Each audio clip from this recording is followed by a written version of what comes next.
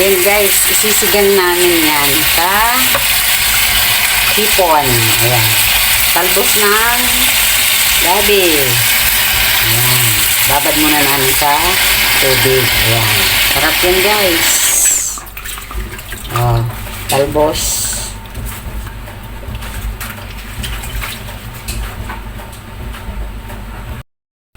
Tapos, ito naman yung hipon. Malalaking hipon siya guys. Oh. Malalaking hipon. Yan yung isasahog namin. Ayan. Ay, sarap yan guys. Oh. Sigang. Sigang na hipon na may talbos ng gabi.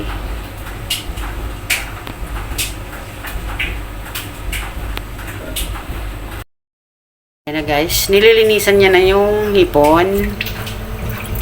Ayan, malalaking hipon yan guys.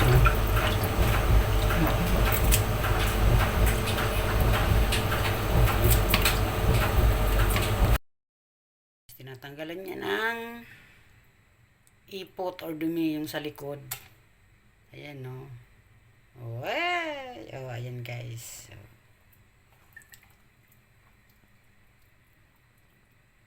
Ayan. Ang laking ipo. Dumi. Ayan yung dumi ng ano. Ng hipon. Ayan. Iyo.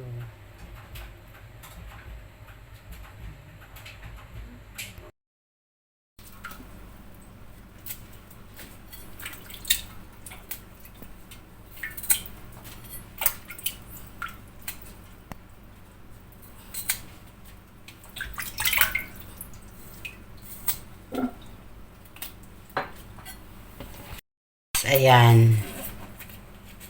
Ayan. Gaganyanin siya guys. Oh. Ayan. O, diba? Ganyan yan. Oh. So, ulit-ulit lang. Tinitingnan niya guys kasi baka may uhod sa loob.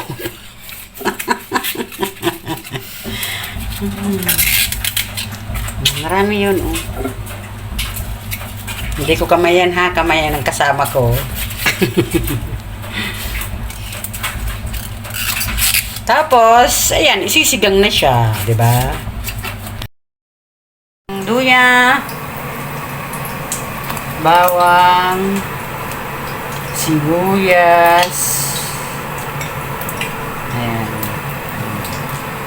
Hintayin muna nating kumulo. Iilag mo. Hindi mo na pagbakon, may. Marang. May lalagay pa siyang yung malaking green mamaya. Pwede mo nilagyan. O diba? Napakulo, ilalagay na yung talbos ng gabi, yung fresh. Yan.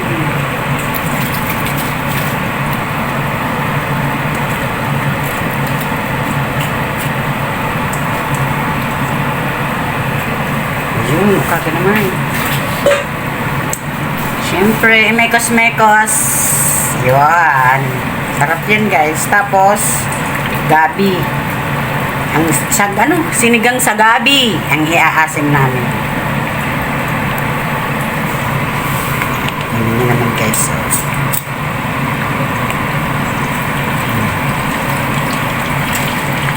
Tapos, pwede siguro isabay sa kasayan.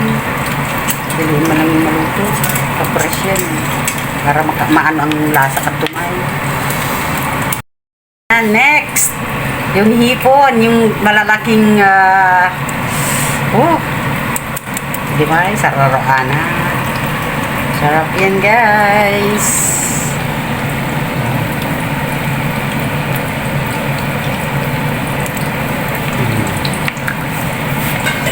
Diba?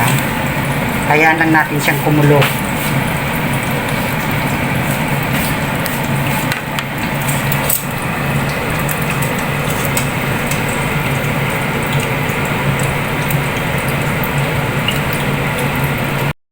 So, ayan guys, nilagyan na namin ng, ayan o, sinigang. So, ang sarap na.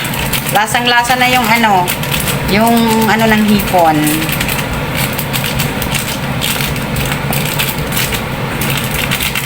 Sarap na po. Okay na siya, guys.